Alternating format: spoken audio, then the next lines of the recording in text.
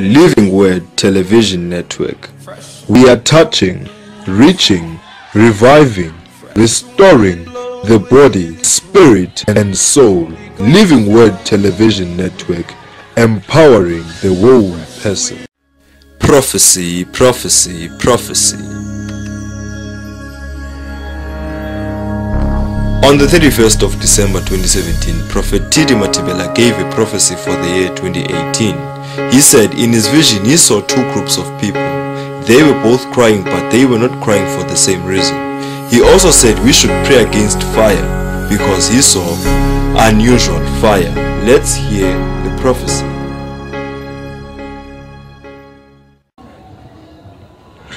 In my vision, I saw two people, or let me say that there are two groups of people, and they're both two groups were crying.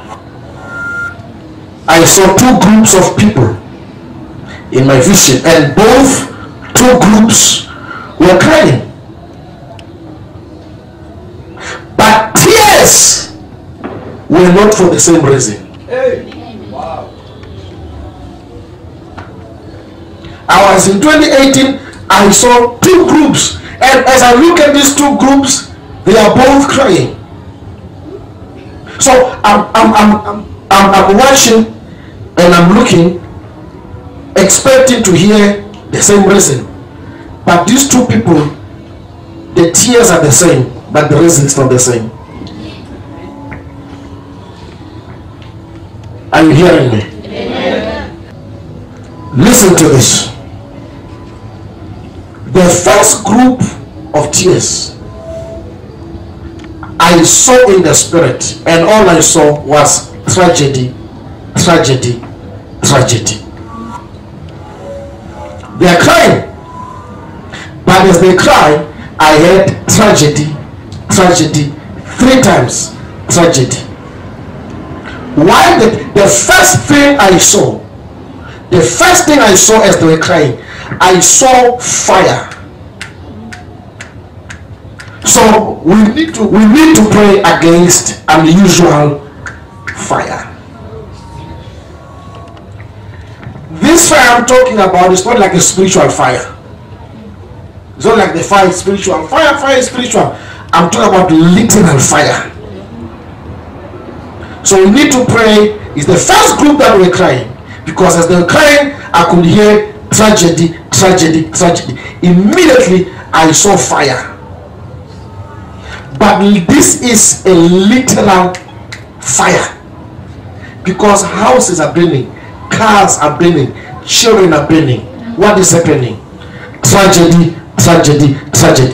This is the group that chose to disconnect themselves from their source. Amen. Remember that God honors the source. God don't honor your reasons or your excuses. Amen. Tell me, God honor the source. Not your reasons or your excuses. So no matter the reason you have, no matter the excuse you have, God honors the source. As they were crying, I saw tragedy, tragedy, tragedy, and I saw fire. We need to pray against unusual fire. I say unusual fire, because as I was listening, I heard something like bent beyond recognition. Bent beyond recognition. That's the fire I saw. It was this group of people I saw that were crying, but the tears were tragedy. The second group I saw that was crying. As they were crying, in my vision, I saw something like the chariots of fire. Amen. As I saw the chariots of fire, I hear the Lord say, we are rising to another level. Amen. And this one were crying because they were thinking of where they come from. And they were looking back where God delivered them. And they were seeing where God was taking them. And there were tears of joy. It was the second group of people I saw. And as I look in my vision, I saw something like another glorious dimension. Another glorious dimension. As I look in my vision, I saw another glorious dimension. Let's pray against tragedy for those who disconnected themselves from the source. This tears is not for those who belong to the altar. This tears is for those who chose to disconnect themselves. I'm not talking about only those who disconnect themselves from living with tabernacle. Tragedy, tragedy, tragedy. That's what I saw. Be wise. And don't be like someone who has not been taught. I saw fire. Let's pray for God's grace against the fire. Fire, fire. And I saw bent beyond recognition. Prophecy confirmation. On Saturday, 10th of February 2018, a terrible incident occurred in Delft at a section called Suburban. It was during the midnight hours when certain neighbors began to notice smoke coming from a nearby house in their neighborhood. As the neighbors began to take note of the smoke, they were alarmed and they gathered outside the street where the smoke was coming from. Then immediately as they were going towards where the smoke was coming from, they started to see a shack of one of the tenants that was renting at this particular house where the fire was coming from. The fire was already blazing out of control, and as they approached the shack that was burning, they realized that the fire had gotten stronger and it went to a point where 3 other shacks that were nearby the burning shack were also affected and were burnt by the uncontrollable fire. The following day, police and the forensic squad came to the place in which the incident occurred and discovered that there were bones inside the ashes of the main shack that the fire escalated from. Fortunately, in the other 2 shacks, there were no people inside, but everything that was inside got burned to ashes. It took weeks for the accurate lab results to come back and confirm the identity of the person that was burnt beyond recognition. On the 27th of February 2018, a house was caught alight in Mitchell's Plain.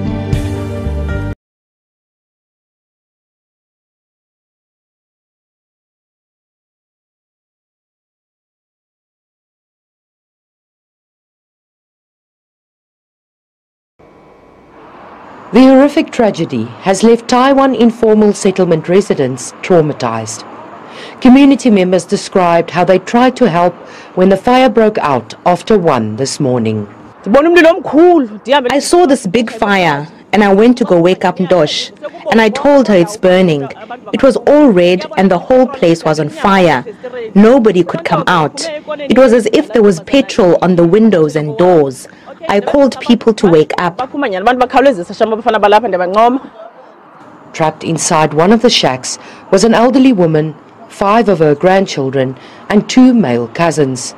The blaze quickly engulfed the structure, taking the lives of all inside it.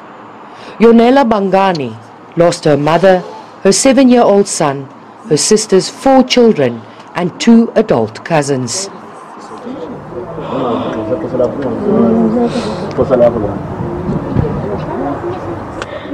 When I was running out, I thought they were with me, but they ran in another direction to hide.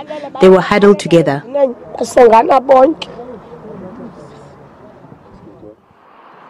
The community says fires are common in the area. The Bangani family lost everything in the fire and is now destitute. They don't know how they will bury their 8 family members. Police are investigating a case of arson. Mariska Botha, SABC News, Cape Town. Well, not quite Esselen Park in Ekurhuleni there, but of course that was a story featuring the housing MEC in the Western Cape, Bonginkosi Mathibela, who says some of the violent protests in and around the city of Cape Town are politically motivated. He also says that ahead of the 2019 elections, some parties are already campaigning using the Expropriation of Land Without Compensation Bill, which was recently under review by Parliament, as their springboard. The DA, of course, was one of the few parties that has not voted for the bill. We are due to speak to him in a little while. Now, back to that story I did tell you about in Esselen Park on the East Rand in Ekurhuleni. As I said earlier, it's been a week since a group of people, including women and children, have really been sleeping out in the open. They're accused of occupying land earmarked for development illegally. Let's have a look. Down and out, and instead of receiving assistance, days after their shacks went up in flames on Wednesday, and they blame EMPD officers. They use petrol to set our shacks alight. They have since been sleeping under this tree. It's the only safe haven for now. Selina Ramalepe has a 7-month-old baby here, the youngest of the victims. What worries me is that all his food and clothes burnt in the flames. He sleeps in the open.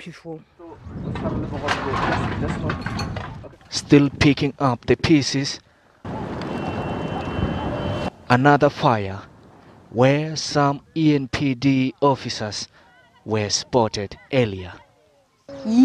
These are the same officials that came to burn our shacks that day. They are the reason we are here. 53-year-old Simangele Makubo says she lost her last mattress in the flames. Where are we going to sleep? Because they've returned to burn our stuff. Where are my grandchildren going to sleep? This government must be considerate. I lost everything. I'm heartbroken. We are officers, but we are humans. Their supervisor insists they are not responsible for the fire. I didn't see them. If you saw them, go and say it wherever you say it. I didn't see my members burn anything. As they start to erect, we bring those things down. We remove them and then put the material aside. We don't burn anything. We don't have time for that. Emotions ran high. Minutes later, Ekurhuleni municipality officials arrived. We are saying any brutality from our police, of EMPD, or from any form of law enforcement agency must be condemned. Our people must be engaged with respect. But the MMC says relief will only come by next week. But it will be yet another night in the cold. For now, only divine intervention will do. SABC News, Cape Town Park. 14 years and 16 months have died in a shack fire at Messia informal settlement near Kosovo in Philippi. The mother of 2 of the children who was in the shack when the fire broke out has been hospitalized after suffering smoke inhalation. More than 10 children perished in separate fires in and around Cape Town last month. Messia informal settlement, situated under a bridge directly adjacent to a railway line. Residents say it has been here for 19 years. Poverty, unemployment, and crime are rife here. Residents say they battle with provincial government over land and proper housing.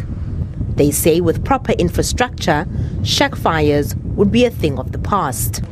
Neighbors tried to help to douse the flames, but they ran out of water. The family was too distraught to talk. In the early hours of this morning, we heard the mother shouting that she needed help.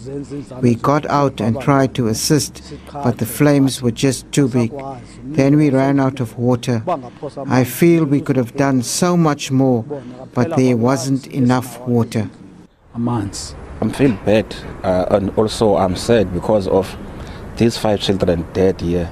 If you check this building, 19 years you stay on the shacks, it can't be correct. Because now we're waiting till something done. Like now the government promised we can do so, always promising us a land, but we didn't tell us where is the land. As the ward council always were frustrating because the people asking always the ward council, we did vote for you, where is the land? Sadness and a sense of helplessness as the family and the community try to come to grips with what has happened. The winter months in the Cape region are relentless, with low temperatures and rainy days. Many living in these areas often make fires to cook and to keep warm. Disaster management has often warned of the dangers of open flames and candles burning throughout the night. It's advised people to be more vigilant during the winter months. Nomawetu Solwandle, SABC News, near Cape.